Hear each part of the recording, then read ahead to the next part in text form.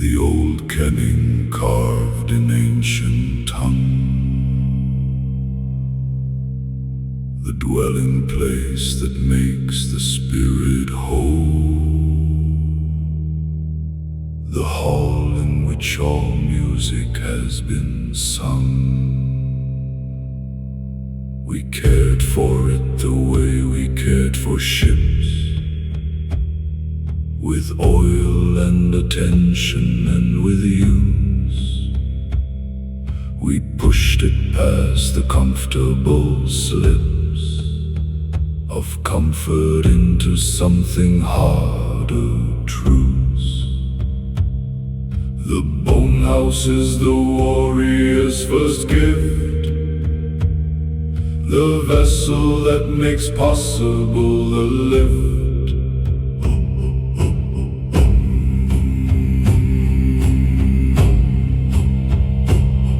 We train the body in the winter cold, when every muscle screamed for fire and rest. We made it do what it refused and told itself was nothing but a passing test. The code was teacher, hammer, forge, and blade. It shaped the bone house into harder frame, until the body was no longer afraid of anything except to feel the same. The body trained in cold fears nothing more, for cold itself has been the training floor. The healers knew the body's language plain, each symptom a sentence in its tongue. The fever speaking of the inner pain, the pallor showing what had been wrung. They listened to the bone house like a skald who listens to the hall before he sings, who learns what silence and what sound is called before the voice into the story rings. The healer reads the body like a text, and answers what the bone house asks for next. We honored those whose bone house held them long, past 60 winters in the bitter north, whose bodies bore the proof of being strong, in every scar and callus calling forth. The old man's hands are sagas without words, the crook of finger and the roughened palm, each tells a story sharper than the swords, a life lived fully in the storm and calm. The aged body is the clearest text, a life's whole story, nothing to perplex. When the bone house finally grows too small, when the spirit fills it more than wood and bone, when the frame can no longer hold the call of what has grown beyond the flesh and stone, the soul departs the way a ship leaves port, without great drama, just the ropes released, the moving out from harbor of a sort, the bone house empty, the voyager increased, the bone house house is the first and last of us, and leaving it is simply no great fuss.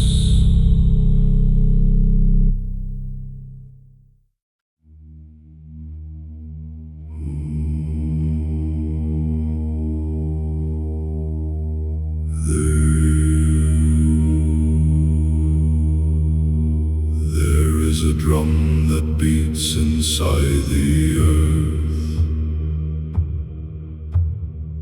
a rhythm older than the gods themselves.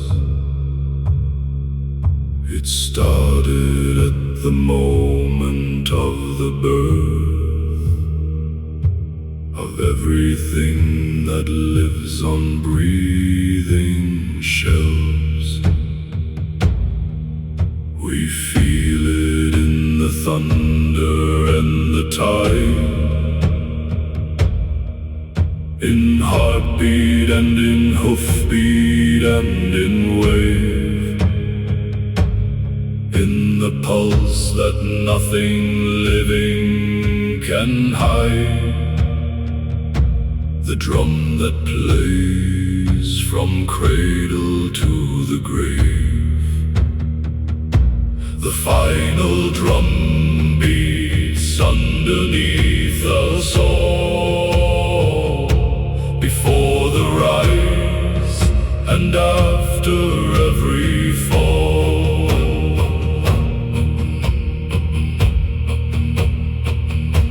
The Viking heard it in the battle's roar, when 50 shields came crashing into line,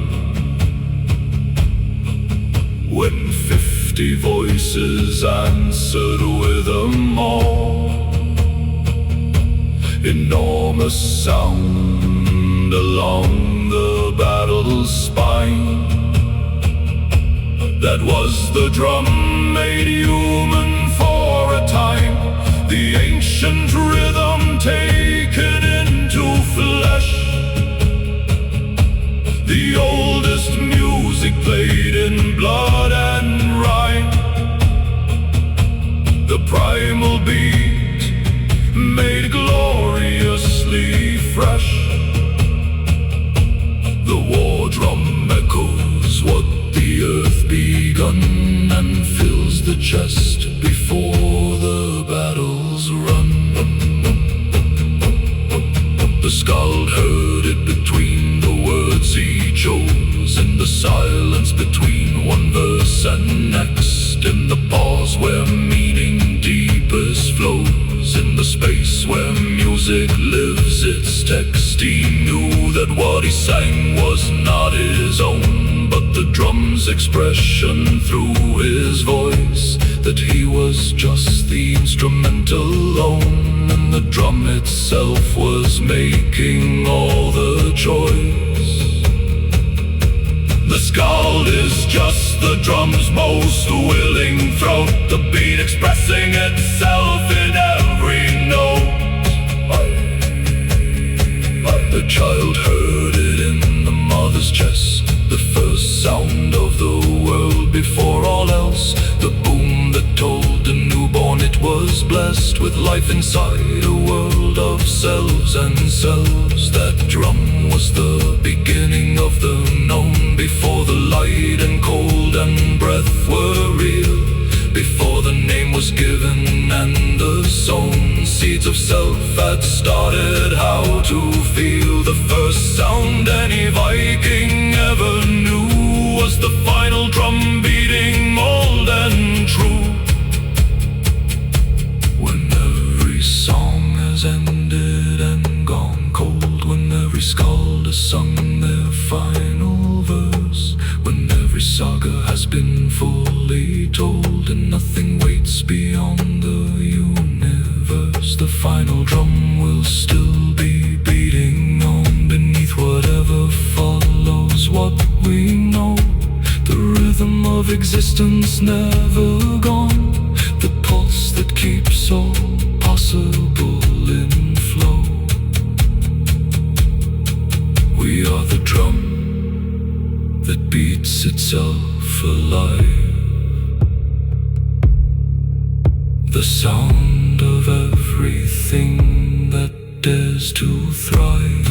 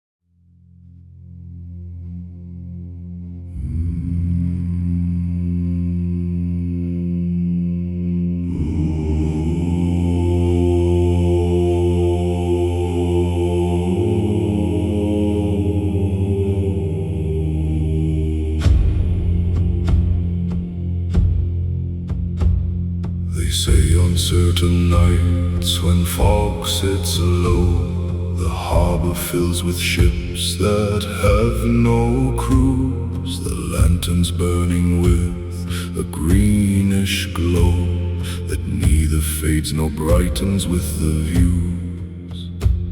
The fishermen who see them will not speak until the morning clears the harbor clean, for naming what you saw would only seek to anchor you to what should not be seen. The harbor of the dead fills once a year, on the night when veil grows thin and clear.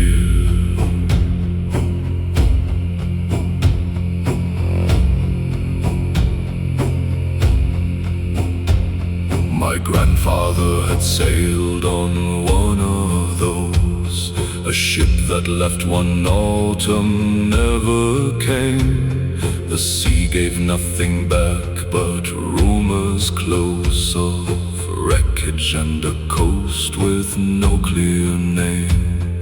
But on the night the harbor fills with gray, my grandmother would walk down to the dock. She never spoke of what she saw or say, but came back in the morning round the clock. The harbor ghost is someone's missing man, come back to say he's safe as spirits can.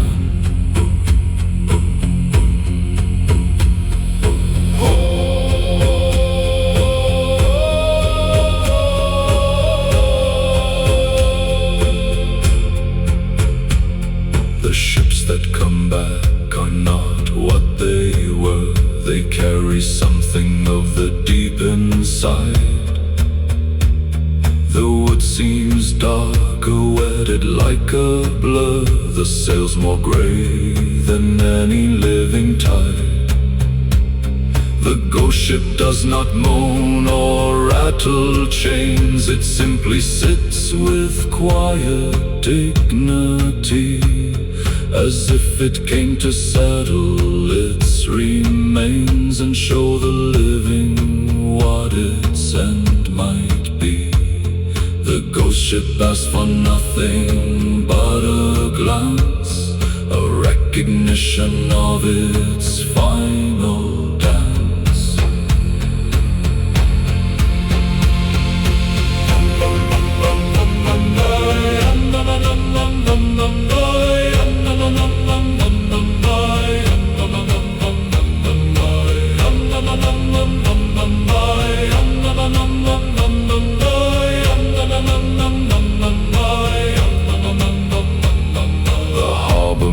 Who respects the night will leave a lantern burning on the pier, will not disturb the green and spectral light, will not make noise or let the living near. By morning every ghost has gone again, the harbor empty, smelling just of tide, and something feels resolved among the men, as if the dead had placed their grief inside. Respect the harbor ghost for what it was, a sailor lost to dark and ancient cause.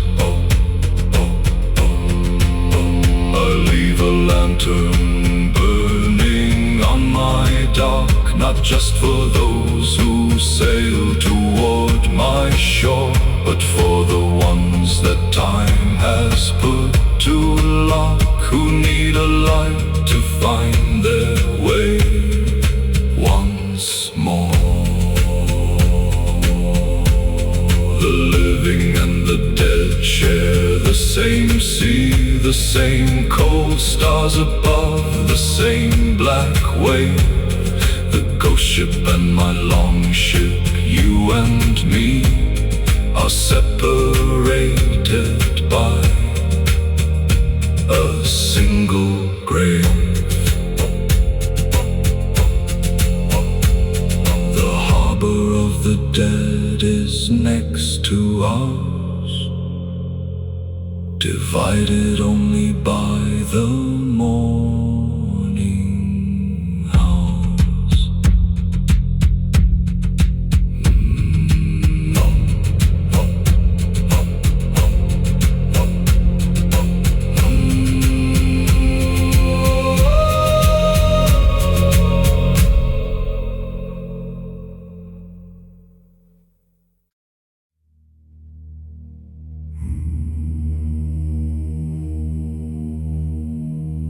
The arm ring heavy with the weight of oaths was passed around the fire hand to hand. Each warrior spoke above the gleaming clothes the words that bound him to the sworn band. By Odin's spear and by the sacred ring, by all that lives and dies beneath the sky,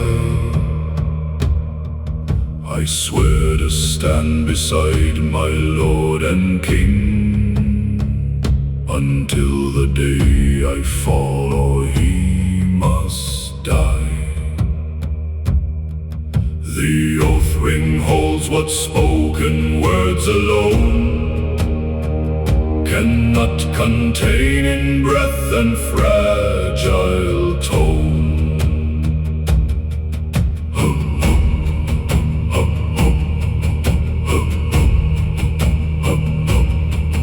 The ring was iron first and gold for those who'd earned the jarl's most deep and given trust, whose loyalty through every winter's blows had proven something more than blood and rust. To wear the gold arm ring was to declare that you were bound in something permanent, that nothing life could throw would find you bare of what you'd sworn above the ring's intent. The gold ring says what deeds alone can prove that trust has been earned past the warrior's groove.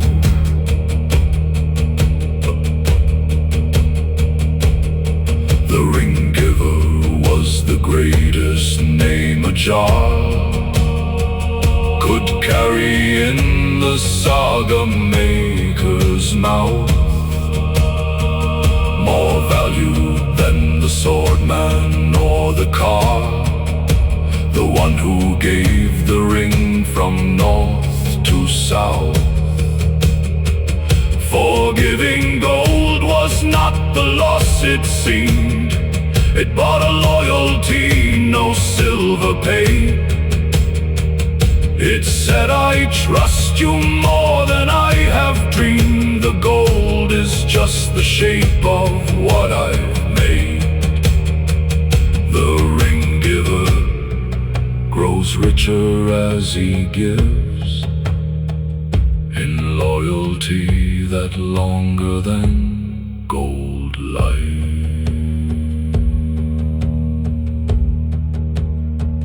When the Jarl was dying on the battlefield, he passed his ring to the one beside him close.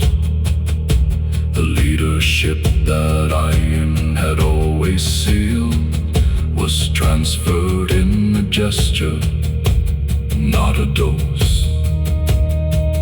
The new ring bearer stood and raised it high, and every warrior who still lived and breathed saw what had passed beneath the smoking sky, and understood the ring that had been bequeathed.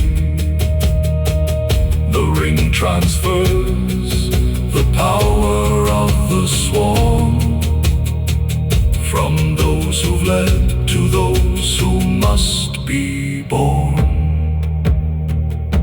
The oath ring rusts and wears and breaks at last, as all things made of metal finally do.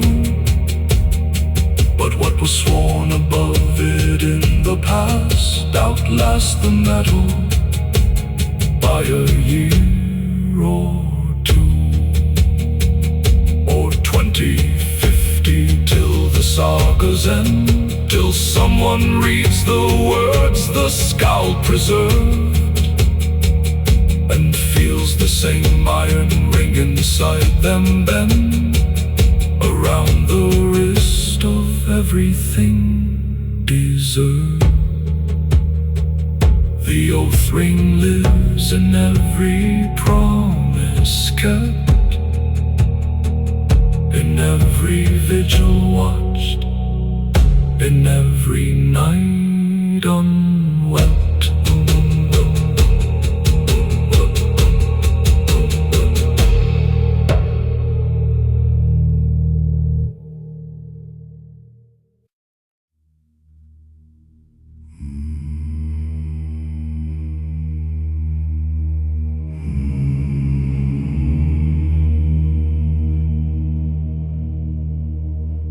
We cut our palms and press them side to side. The blood ran down between our clasping hands, and what was said that day could not be denied by any force in any of the lands. The iron oath is older than the rune. It predates every god and every rite. Two bloods become one, speaking under moon, and bind two souls together, dark and light. The iron oath breaks only with the grave, and sometimes not even then for the brave. I swore to stand beside him come what may, to guard his left while he would guard my right, follow where his battle judgments say, and never leave him standing in a fight. He swore the same in language just as plain. No poet poetry, no eloquence, no art. Just simple words repeated like a chain that bound desire and promise to my heart. The simplest words carry the deepest weight. The iron oath needs nothing ornate. 3 times the oath was proven in the years that followed on the hilltop where we swore. 3 times I stood between him and his fears. 3 times he pulled me back from death's own door.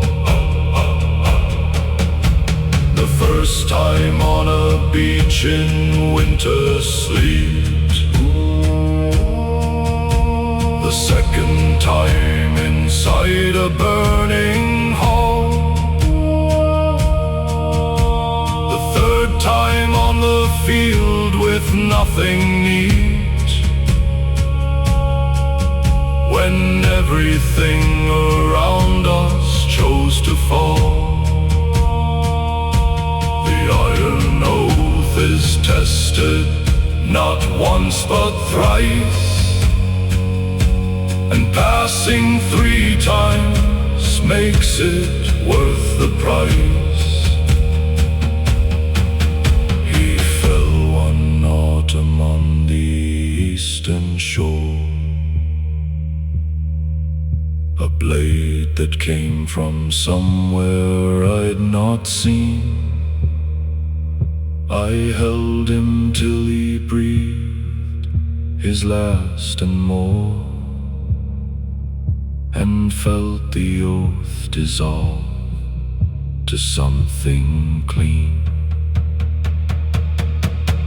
The oath does not end when the other dies.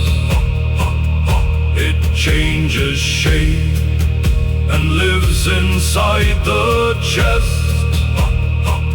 It becomes the voice that speaks and clarifies the choices made long after all's at rest. A broken oath is one the partner ends. The living one it binds and never bends. Now teach the young the weight of what they say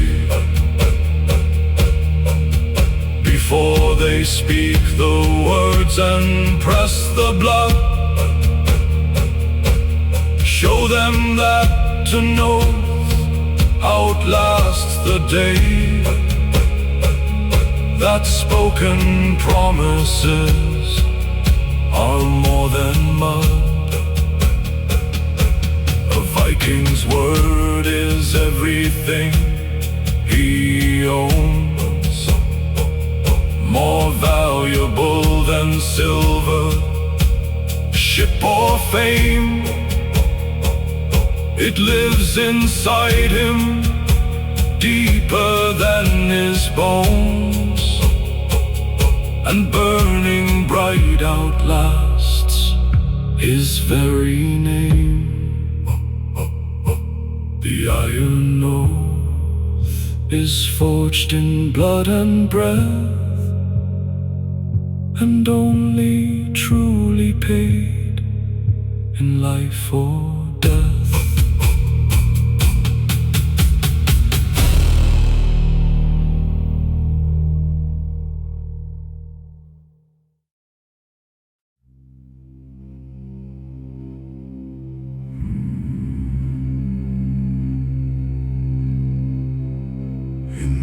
Far north the sun forgets to set. It rolls along the of sky all night, a golden wheel that has not rested yet, that paints the world in amber endless light. We work through what should be the sleeping hours. We mended sails and sharpened blades till late. We felt the extra daylight give us powers,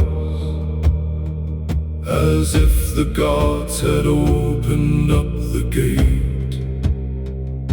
The midnight sun is Odin's gift to North, a season made to let the brave go forth.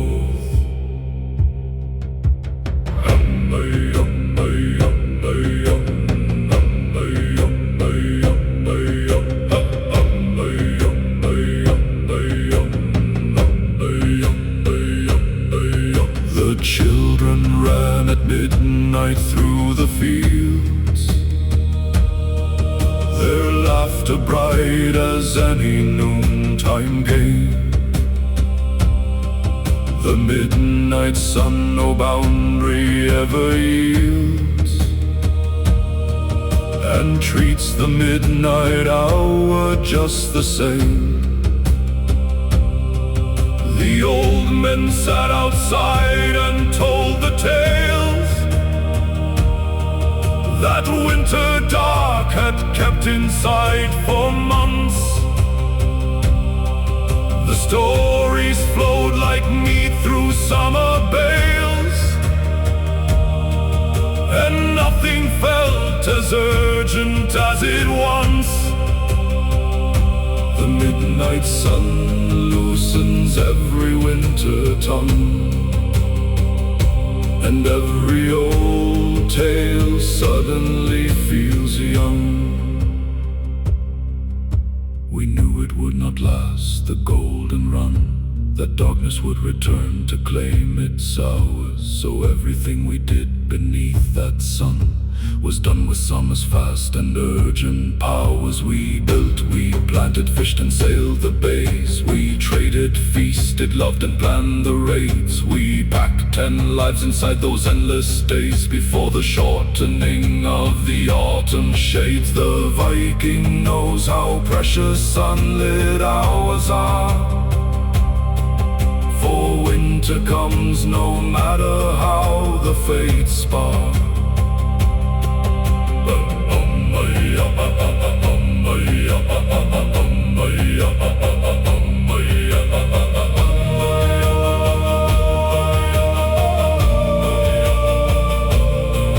The sun that never sets still moves along. It does not stop, it circles without sleep, like a scout who knows the whole world's song, and walks the edge of sky without the deep. We tracked it with a stick pressed in the ground. We watched its shadow shorten then return. We marked the solstice with a midsummer sound, and built the bonfires high and let them burn. The solstice fire echoes the midnight sun. We burn our own light when the gods is done. When darkness finally swallows up the bright, when autumn steals the sun behind the hills, we carry it inside through the long night. The memory of light that warms and fills. The midnight sun we walk through in our youth, lives in the bones of every winter worn. A story stored reserve of warmth and light and truth, to draw from when the coldest dark is born. We are the people of the midnight sun. Our light burns longest when the day is done.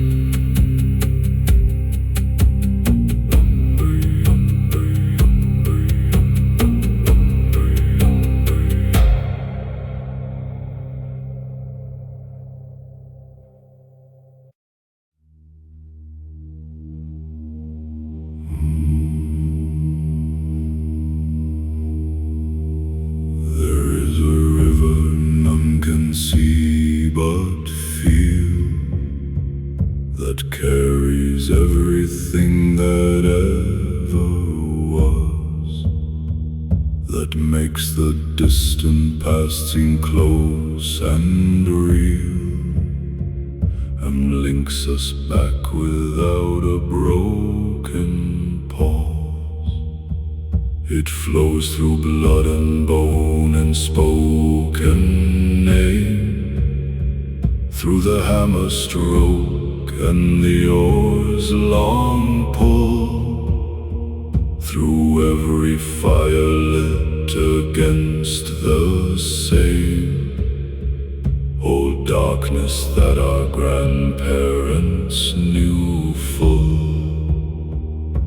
The river of memory runs through the race, connecting every generation's face.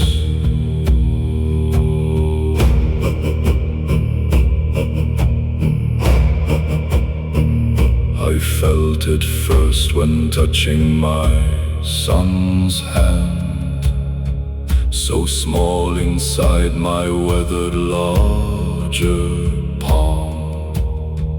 I felt the current move across the land of time, connecting storm to present calm. My father's hand had held my hand like this. His father's hand had held my father's own, an unbroken chain of grip and wrist, a river flowing through the flesh and bone.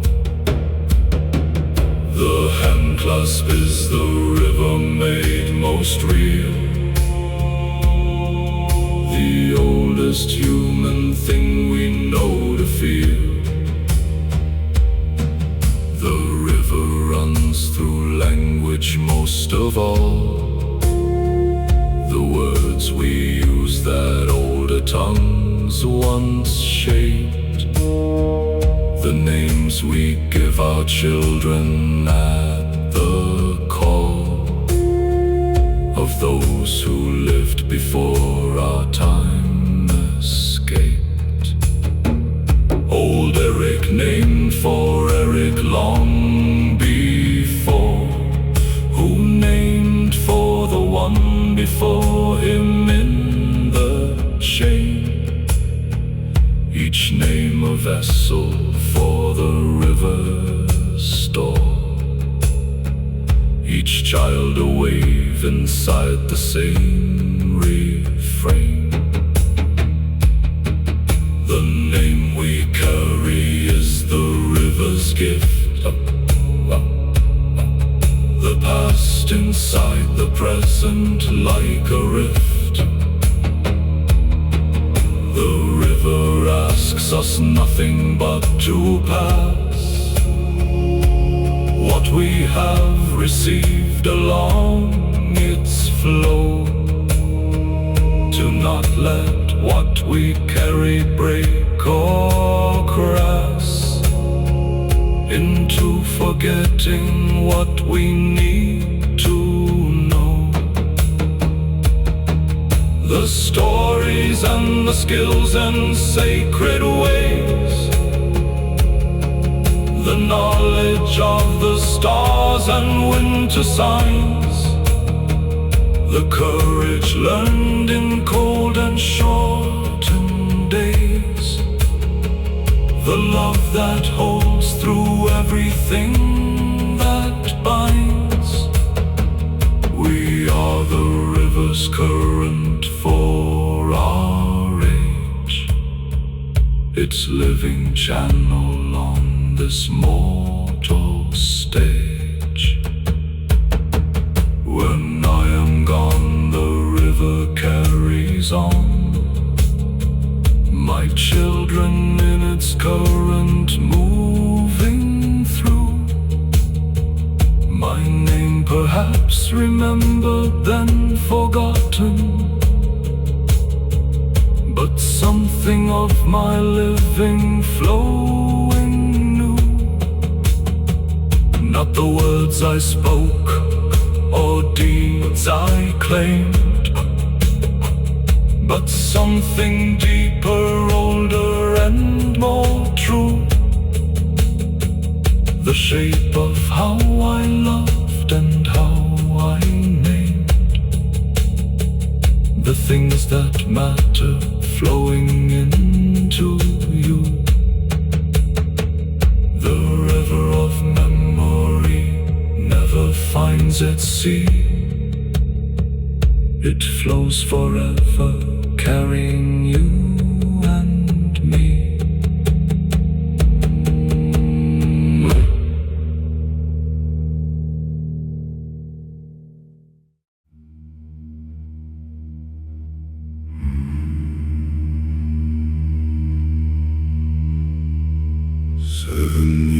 I sailed from shore to shore. 7 winters I slept under foreign stars. 7 summers I found more and more that home was in the old familiar scars. Not the scars of battle, though I wore them, but the scar of the fjord below the hill, the scar of the shore where morning storms tore them, the skyline that a childhood memory fills. The wanderer carries home inside his chest and knows it only when he needs it best.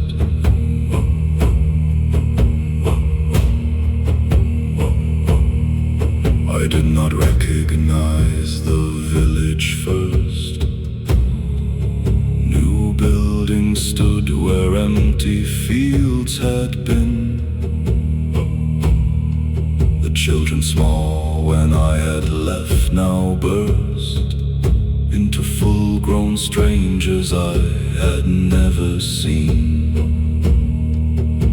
The old dog sniffed me from a distance long, then walked across the yard without a rush, and put his grey muzzle where it belonged against my hand with no dramatic fuss. The dog remembered when the village changed. The wanderer's scent is never rearranged.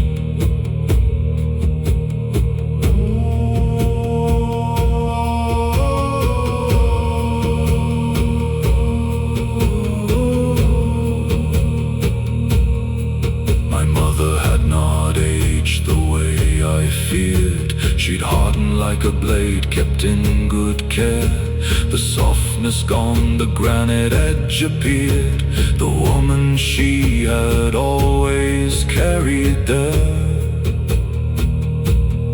She did not weep or make a great display. She looked at me the way a jar reviews a warrior back from an extended day, and said, "You're thin, sit down, I'll warm your stews."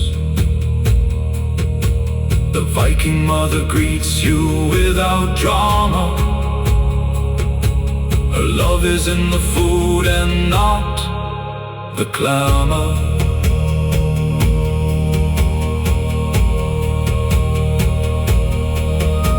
The hall was smaller than my memory made, the ceiling lower than I'd always thought, the fire less impressive, more afraid than all the fires I have since been taught. Sitting by it with the people known, the smell of pine smoke soaking in the wood, I felt the wandering weight I'd always shown dissolve into something simple, old and good. The wanderer discovers on return the fire he sought abroad.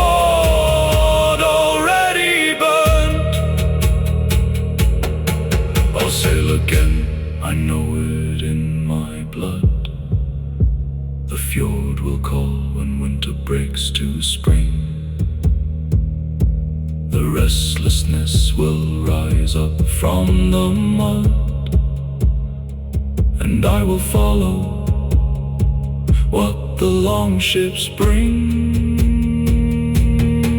But every voyage out is better made by knowing there is somewhere worth return, by having something that will never fade, a fire kept for you, a hearth that will burn.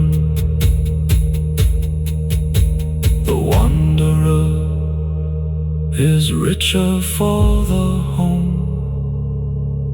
It gives him reason both to leave and roam.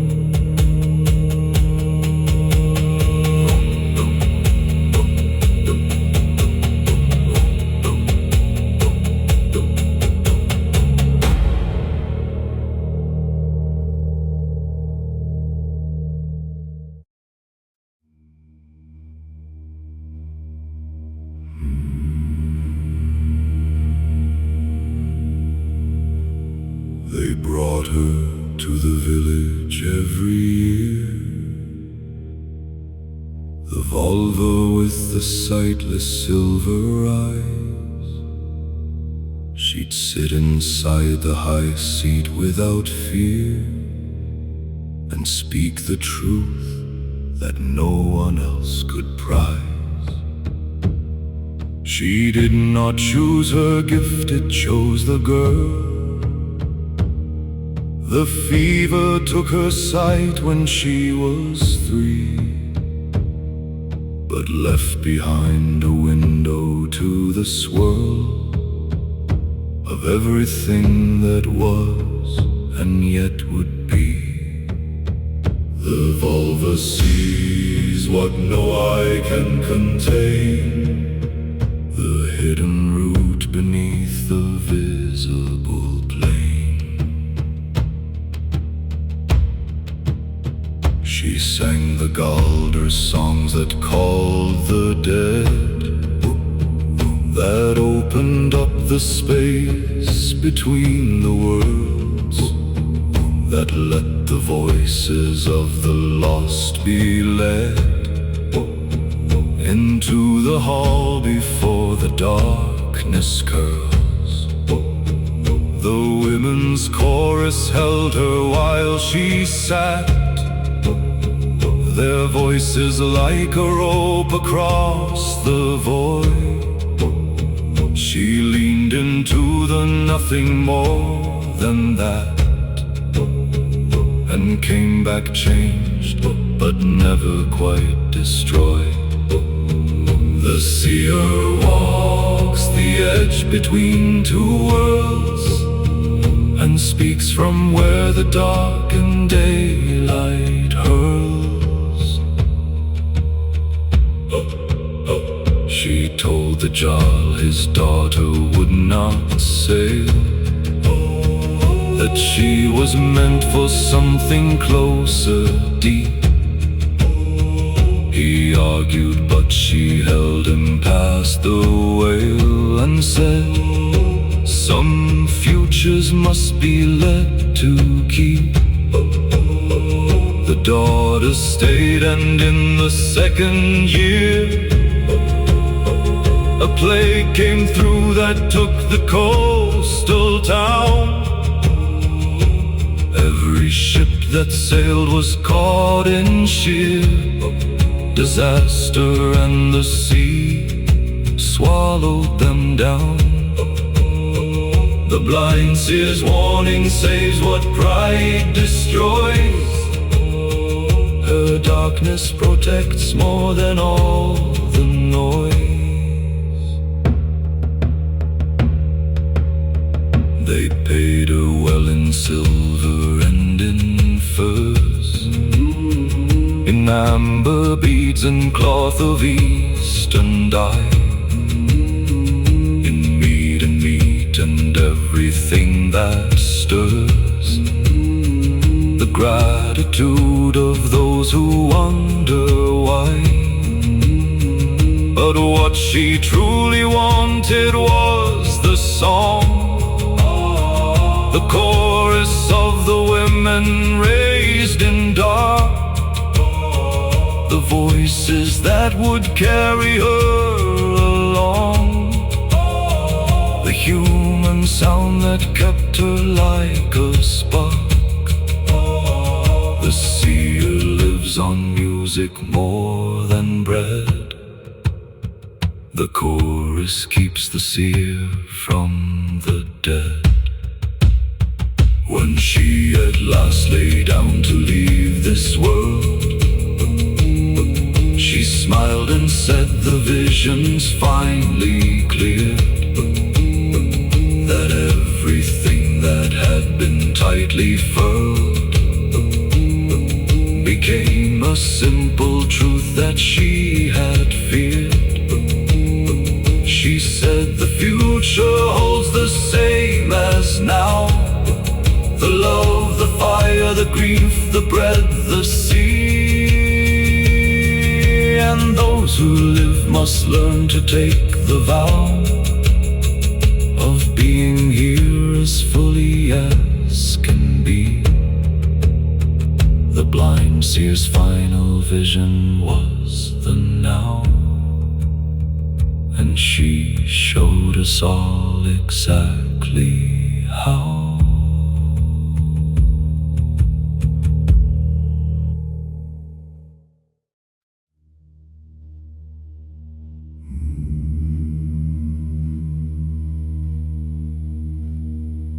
The sea in spring is not the same as winter. It changes color first from black to green. The light returns and fractures like a splinter of ice itself across the brightened sea. We felt it in our hands before we saw it. The temperature of water slightly less, the brutal cold that winter chose to draw it had softened by a merciful caress. The sea in spring sends invitation clear. Come out, the whale road is again open here.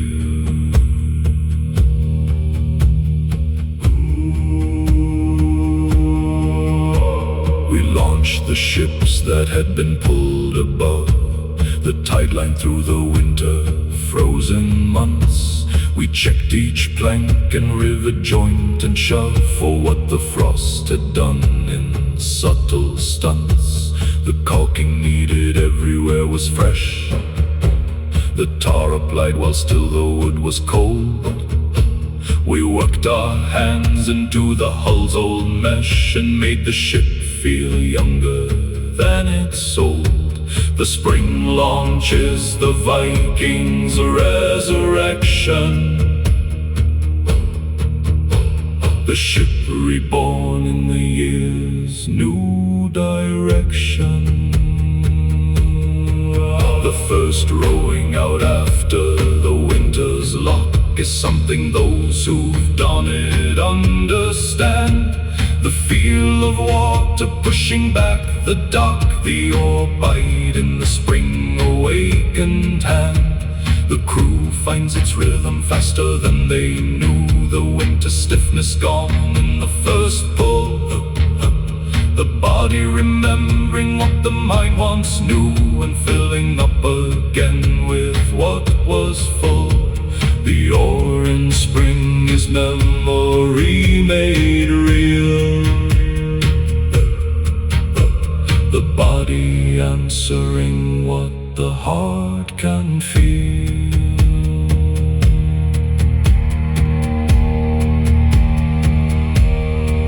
We raced the other longships to the point where the harbor mouth opened to the sea. The competition keeping every joint of the winter-rested crew both sharp and free. Old rivalries renewed with laughing voice, the boasting and the betting and the speed. The sea providing its enormous choice of everything a Viking's heart could need. The spring race is the Viking's truest joy. Before the summer's serious work deploys,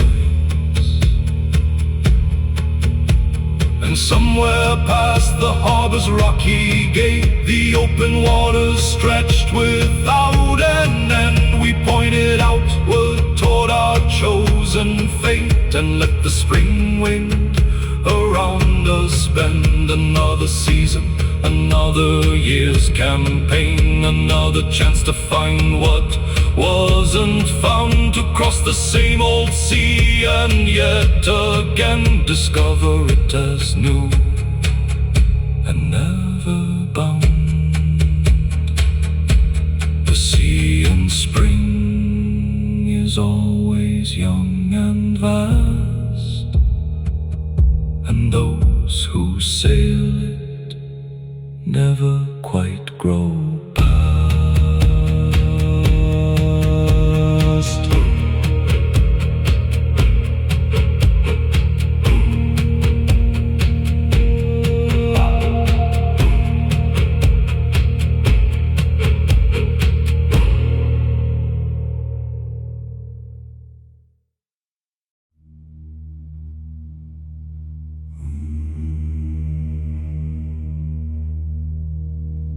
In the deepest dark of the longest night, when the temperature dropped past all knowing, when every star was mercilessly bright, and the wind had long since stopped its blowing, we kept one fire burning in the hall, one person always waking through the hours, to feed the coals before they'd start to fall back into ash and darkness and its powers. The winter fire is the Viking's truest test. The one who tends it proves they'll tend the rest.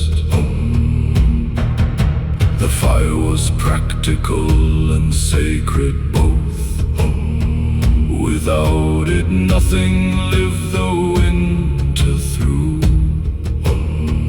But in it also lived the ancient oath, the promise of the sun returning too. We fed it pine and birch and oak and ash, each wood a different quality of heat.